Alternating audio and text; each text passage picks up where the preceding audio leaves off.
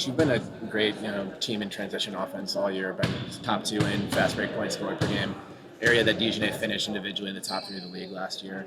How much better does she make you in an area of which you've already been pretty darn good all season? Yeah, well, we saw it show itself in the Seattle game. DiJonai has a way about her when we finish possessions that her first instinct is to run. As you mentioned, it's been a focus of ours, and if you can get ahead, we've got guards that are going to throw it to you. So I think she'll continue to boost that area for sure. Obviously, we'll talk about her block going into a 3 for some time, but in the first quarter, if I recall, you're down 15-10. She comes in, 2 assists immediately, sparks a 6-0 run. Just how does that say about her and just how absolutely ready she was to play in a situation of being midseason traded that a lot of people don't? Yeah, obviously she's a vet, and she's been in high stakes situations. She's not been in this situation before, so I wasn't quite sure how it was going to go for her. I just knew we were going to put her out there and just see what was going to happen. What I thought, it's almost like I'm going to use an analogy here, a golfer that has a sore back, and you come out and you swing a little slower and you hit it really good. And then your back feels good and you start trying to kill the thing and it's just going all over the place, right? I thought she came out with this really good poise and didn't do anything too fast. And that's what you saw early in the game. And then the longer it goes and the more you get out there, the more comfortable you get. Then you start seeing maybe things getting sped up a little bit. T was saying you don't win that game on Tuesday without her. Would you I think that's well said. Yeah, I think that's really fair to say. Generating easy offense on the road against Seattle, that was a must, especially those moments in the game in the fourth quarter where the game was in the balance. All of a sudden you look up and you get an easy one. What it does for the team, the morale of the team, does for Courtney, does for Mac, who feel the weight of trying to get buckets. Getting the easy ones, really meaningful for that game. You mentioned her getting a little sped up the more comfortable she got. Did that kind of show up on film with kind of mental mistakes or anything like that, or how do you kind of assess? No, that? I think it's more reads. She plays with an aggression, and sometimes you run through your reads. That maybe again when it was slower, but she's going to go off the bounce with aggression, and we're going to see some moments that are maybe a little more challenging versus other ones. But there's more good than bad in it for sure. But that's, it's not to say that, that she had bad moments that really hurt us. It just, as the game wore on and they paid more attention to her, then things get a little harder. Cheryl, DiJonai has played with at least 3 of your current players. How much how much did you pick their brains a little bit about her personality? Well, we were in free agency, so as everyone knows, I believe that Nay was a restricted free agent. It was a player of interest for us, and so we did all of the vetting. We went through all of that in January. And so it was just a matter of, communicating to, essentially Fee and Mac about what we were thinking. And they were, 2 thumbs up. What was the timeline for how this deal came together? Who contacted who and how? It's just like everything. All the, trade deadline's approaching and all the teams were talking. And you start to learn what's available, start to learn what we were willing to do, and just trying to find a match. So we knew that Nay was probably available, and it's just a matter of what could we put the right deal together.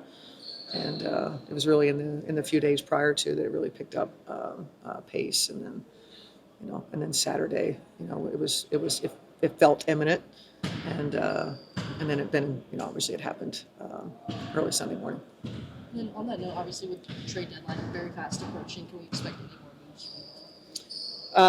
It's not likely. There's something that could come up. Last year trade deadline, we didn't have anything going, and the morning of, suddenly we had something within 2 hours. So it's always possible. Was DiJonai a better option at that point of the trade deadline approaching than trying to acquire another big? A better option? In terms of available players, yes, that was, I thought, a great option for us. I certainly understand. Would it be great to maybe do 2 things, solve 2 things because we had the cap space and the roster space to be able to do it? Sure, but that's not what was necessarily available. You obviously knew a ton about her going in, but in her shoes, given that you played Connecticut back-to-back playoff series, more, scouting film study goes in with those intense series playing every day. Does that, help the player maybe adapt a little bit faster given they had Yeah. to be familiar Yeah, with it's a it? question for Nay, but I would think so. That she was probably very familiar with us. I think she was very familiar just in talking to T in court in particular, and you know, all of it, right? Players talk about everything. They don't just talk about the things you guys are asking about. They're talking about how crazy is the coach, how what do we get to do off the court? You know what I mean? Yeah. Like they're talking about other things, stuff like that. But I think there's no question familiarity. But playing with those three, Lan going back, as Lan reminded me, Cheryl, that was 9 years ago that they were on the court together. But I think the familiarity of our group from competition probably also helped the adjustment.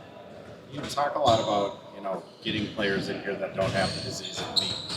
Obviously, watching Carrington the last 4 years, she seems to fit that mold. But what did you see out of her that kind of solidified it that she'd be a good piece to add in from a personality? I think more than anything is, I have to learn a lot about Nay. I think getting the players are just terrific resources. And I think there's still a lot left to learn. She has to learn about us and our organization, and the same, for us to learn more about her. Clearly, as we go into free agency, we're both going to have the option to continue or not to continue based on what we learn here. I think what we really embraced was we felt like we could use a little more help as we made this run. And the style of play to complement our perimeter of Courtney, Mac, and BC. A player that plays differently from them. A player that gives you the ability to maybe defensively do some things different. You can cross match, and maybe you can do some things that that is helpful in the playoffs. That was really our focus. Not so much, we relied on the players from a personality standpoint, because frankly, I don't know a lot about Dejanay. The little bit that I know, I've enjoyed. I enjoy her as a competitor, I can tell you that. She's a competitor times 10. Go back and look at Game 5 in the Target Center and watch Dejanay's level of compete, regardless of what the score was or regardless of what was happening. And I really grew in my fandom, during that game in particular. How did you feel like you needed it? I mean, you've been so good. Yeah. Well, Was it an easy conclusion to say we still need absolutely. We have felt this from the offseason. In that, if you stay exactly the same, it's really hard to accomplish in getting back and getting over the hump. And so we wanted to keep the group together, but we also felt like they needed a little more. Like you need to be able to get McBride or Courtney or BC off the floor. You got to get them off the floor, right? Regular season. And then you got to be able to, in playoffs, give a different look. You got to get them off the floor so they're not that every possession, that wear of I have to do this every game. And having somebody that maybe can provide the support in a game that maybe isn't going as well, and a different look, that is a big boost to the big three. And that's what we felt like we needed that. And time will tell how this is all going to work out, but that was something that we felt like since the offseason, that complementing this group in some way, was a priority. As long as the cost was not, a high draft pick. We were adamant that we would not be doing that. So we were able to what we think is get a little help, get a little more depth, and without mortgaging anything in the way of draft picks.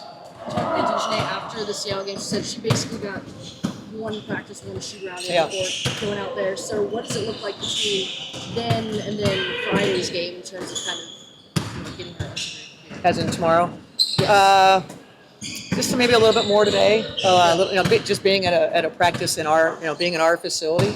You might want to ask her about how that feels, given where she just was or where she was in Connecticut.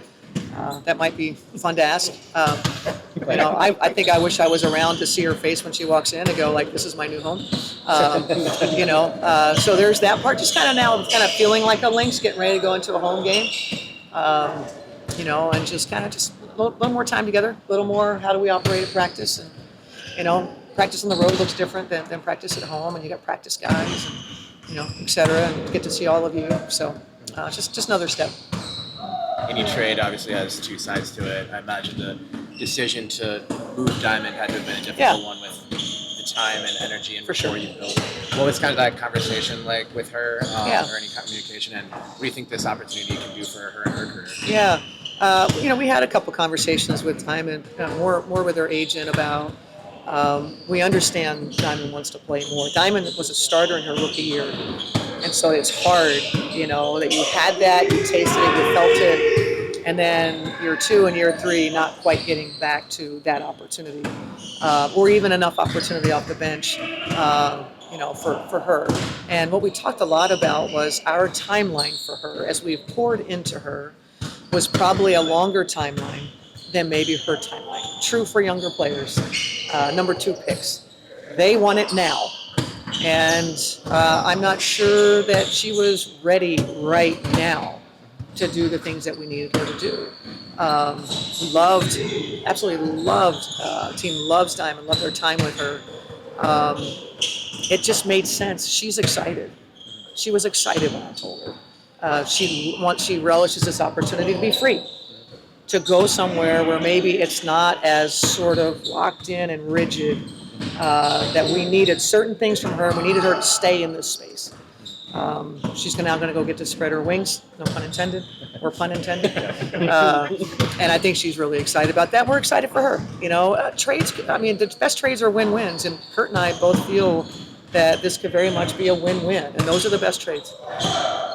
Sorry, one quick question. You were talking earlier just about kind of like the cross matching and like what DJ brings Yeah. defensively. I was wondering if you maybe just break that down a little more in terms of her ability.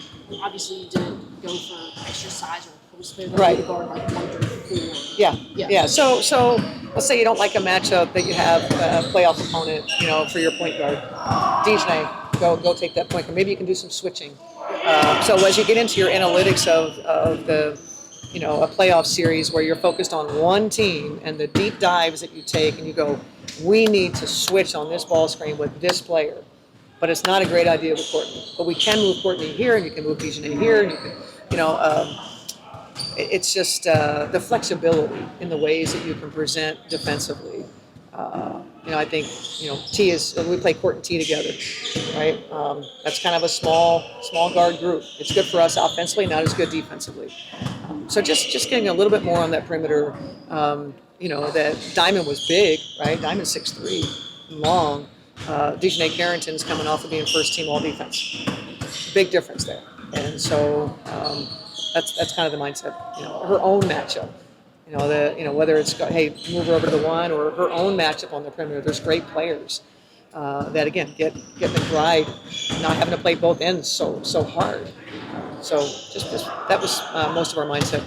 There's this distraction, I guess, if you will, of what's happening in some of the arenas around the league with regard to the disruption of throwing things onto the court. Obviously, you guys know what the object is. And I just want to comment on, this has been going on for centuries.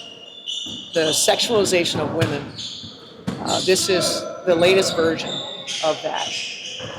And it's not funny. And it should not be the butt of jokes on any radio shows or in print or in any comments. The sexualization of women is what's used to hold women down. And this is no different. This is just its latest form. And we should write about it in that way. And these people that are doing this should be held accountable. And we're not the butt of the joke. They're the problem. And we need to take action.